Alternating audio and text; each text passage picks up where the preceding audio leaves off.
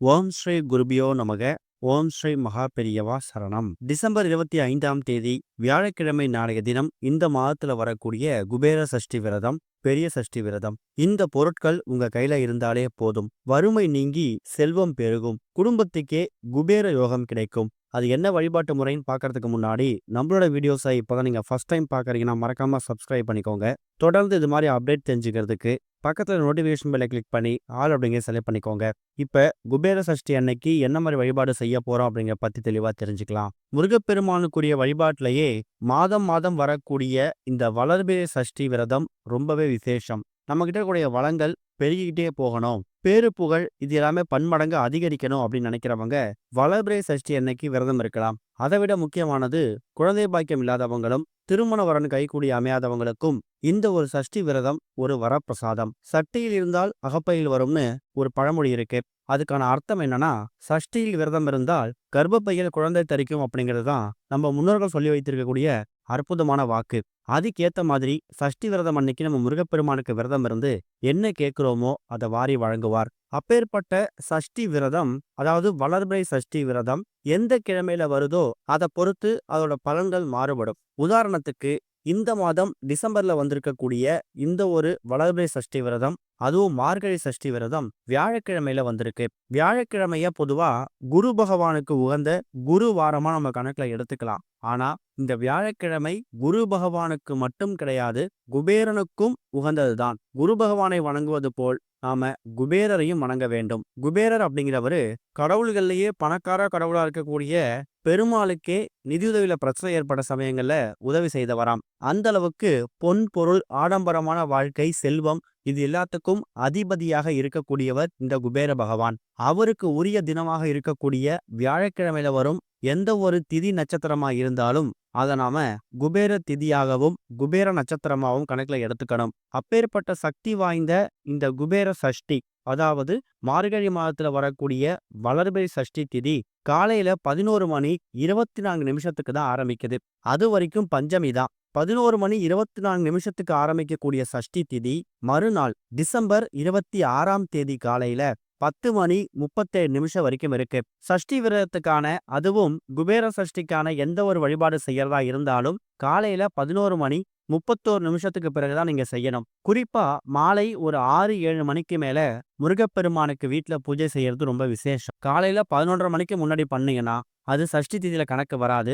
அதுக்கு தகுந்த மாதிரி சஷ்டி விரதத்துக்கான வழிபாட்டை நீங்க திட்டம் போட்டுக்கலாம். முருகனுக்கு இனிப்புனா ரொம்ப பிடிக்கும். இனிப்புல செய்யக்கூடிய நெய்வேத்தியங்களை சமைச்சு வச்சு அதை நீங்க முருகப்பெருமானுக்கு பிரசாதமா படைக்கலாம். முருகப்பெருமானுக்கு உகந்த செவ்வரளி மலர், செம்பருத்தி மலர் இது மாதிரி அவருக்கு பிடிச்ச மலர்களால நீங்க அவருக்கு அலங்காரம் செய்யலாம். வீட்டுல திருமுருகாற்று படை, கந்தர் அனுபூதி, வேல்மாறல், கந்தர் அலங்காரம் இது மாதிரி முருகனுக்குரிய பாடல்களை படிக்கிறதும் பாராயணம் செய்யறதும் இல்ல அப்படிப்பட்ட பாடல்களை வீட்டுல ஒலிக்க விட்டு கேட்கறதும் ரொம்ப விசேஷம். இதுதான் மார்கழி மாதத்துல டிசம்பர் 25ஆம் தேதி வியாழக்கிழமையில வந்திருக்கக்கூடிய குபேர சஷ்டியை ரொம்ப எளிமையா வழிபடுறதுக்கான வழிபாட்டு முறை.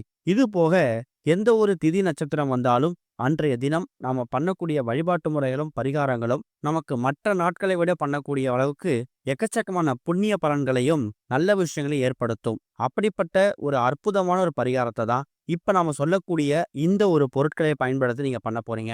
இதுக்கு உங்களுக்கு தேவையான பொருட்கள் இப்ப நீங்க வீடியோல பாக்குற மாதிரி முதல் முக்கியமான பொருள் ஒரே ஒரு ஸ்பூன் வெள்ளை கொண்டை கடலை. கொண்டை கடலை அப்படிங்கிறது குரு பகவானுக்கு ரொம்ப உகந்த ஒரு பொருள். நவகிரக தோஷங்கள்ல குரு பகவானோட தோஷம் அதிகமாக இருக்கக்கூடியவங்க ஒரு வியாழக்கிழமையும் குரு பகவானுக்கு கொண்டை கடலை மாலை சாத்தி அவருக்கு அணிவிக்கணும். குரு பார்க்க கோடி நன்மை ஒரு விஷயம் கேள்விப்பட்டிருப்பீங்க. ஒருத்தவங்க வாழ்க்கையில குரு பார்வை பட்டுட்டுனா பரம ஏழை கூட பணக்காரராக மாறக்கூடிய யோகத்தை பெற முடியுமா? அதுதான் குரு கிரக தோஷம் விலகுவதற்கான முக்கியமான அடிப்படை. அப்பேற்பட்ட குரு பகவானுக்கு உகந்த அந்த கொண்டை கடலைய ஒரு ஸ்பூன் எடுத்துக்கணும். அடுத்ததா துவரை. துவரம்பருப்பு அப்படிங்கிறது செவ்வாய் பகவானுக்கு உரிய தானியமாக இருந்தாலும் கடன் பிரச்சனை தீர்க்கக்கூடிய முக்கியமான கடவுள்கள்ல முருகப்பெருமானும் ஒருத்தவர். செவ்வாய் பகவானோட அதிபதி யாரு? முருகன். அதனாலதான் முருகனுக்கும் செவ்வாய் பகவானுக்கும் சேர்ந்து உகந்த அற்புதமான பொருள் இந்த துவரம் பருப்பு. அதையும் ஒரு ஸ்பூன் எடுத்துக்கணும். அடுத்ததா மஞ்சள். மஞ்சள் நிறம் அப்படின்னாலே அதுல குருவோட ஆதிக்கம் அதிகமா இருக்குமா. வியாழக்கிழமைகள்ல மஞ்சள் நிற உடை அணிகிறது குரு கடாட்சத்தை ஏற்படுத்தும். நம்ம வீட்டுல எங்கெல்லாம் மஞ்சள் நிறம் இருக்குதோ அங்கெல்லாம் குரு பகவான் ஆதிக்கம் அதிகமாக இருக்கும். அதனால கிழங்கு மஞ்சள், அப்படி இல்லைன்னா குண்டு மஞ்சள், விரலி மஞ்சள், ஏதாவது ஒரு மஞ்சளை எடுத்துக்கணும். அது கூட லக்ஷ்மி குபேரர் வாசம் செய்யக்கூடிய சில்லறை நாணயங்கள், இத 2 எடுத்துக்கணும். இந்த ஒட்டுமொத்த அமைப்பையும் உங்க வீட்டோட பூஜை அறையில் நீங்க தயார் செய்யறதுக்காக ஏதாவது 2 இலைகள், முருகப்பெருமானுக்கு பிடித்த செம்பருத்தி இலைகளையோ இல்ல வெற்றிலையோ நீங்க பயன்படுத்திக்கலாம். இப்ப நீங்க வீடியோல பாக்குறது செம்பருத்தி இலை. இந்த ஒரு பரிகாரத்தை ஆண்கள், பெண்கள், குழந்தைகள்னு சொல்லி யார் வேணாலும் பண்ணலாம். எந்த விதமான கட்டுப்பாடுகளும் கிடையாது. மாலை ஒரு 5-6 மணிக்கு மேல வளர்பிறை சஷ்டிக்கான அந்த குபேர சஷ்டிக்கான எல்லா வழிபாட்டையும் நீங்க இயல்பா பண்ணக்கூடிய வழிபாட்டை முடிச்சிடுங்க.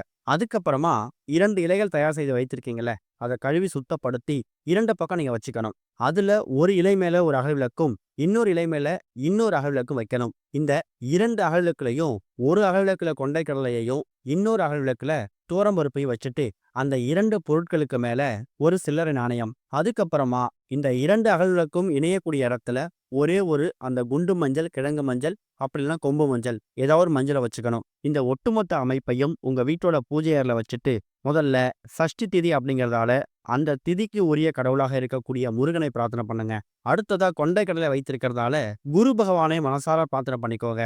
கடைசியா செவ்வாய் பகவானையும் பிரார்த்தனை பண்ணிட்டு சில்லறை நாணயங்களை வைத்திருக்கிற போது நம்ம லட்சுமி குபேரர், அதாவது குபேரரை நம்ம மனசார பிரார்த்தனை பண்ணும்போது நம்ம வீட்டுக்குள்ள பண வரவு தடை நீங்கி நல்லது ஏற்படும். கொண்டை கடலை, துவரம்பருப்பு, குருவுக்கு உகந்த மஞ்சள், அது கூட குபேர பகவானுக்கு ரொம்ப உகந்த குபேரர் வாசம் செய்யக்கூடிய சில்லறை நாணயங்கள், இந்த ஒட்டுமொத்த அமைப்பும் ஒன்றாக சேரக்கூடிய இடத்துல எக்கச்சக்கமான மாற்றுதல்கள் ஏற்படும். ஒரு சக்தி உண்டாகும். இதை உங்க வீட்டோட பூஜை அறையில வச்சுட்டு பொருளாதார சம்பந்தப்பட்ட, பணம் சம்பந்தப்பட்ட, அதே மாதிரி குடும்பத்தினுடைய பிரச்சனைகள், இது எல்லாத்தையும் நீங்க முருகப்பெருமான் உட்பட எல்லா கடவுள்கிட்டையும் முன்வைக்கணும். இந்த ஒட்டுமொத்த அமைப்பு குறைந்தது ஒரு அரை மணி நேரத்திலிருந்து 1 மணி நேரம் உங்க வீட்டோட பூஜை அறையில இருந்தாலே போதும். அதுக்கப்புறமா அதுக்கு மறுநாளோ இல்ல அன்று இரவோ கூட அந்த சில்லறை நாணயங்களை மட்டும் எடுத்து பத்திரப்படுத்தி அது செலவு பண்ணாத மாதிரி குறியீடு, அடையாளம் போட்டு நீங்க வச்சுக்கலாம். அதை செலவு பண்ணிடக்கூடாது.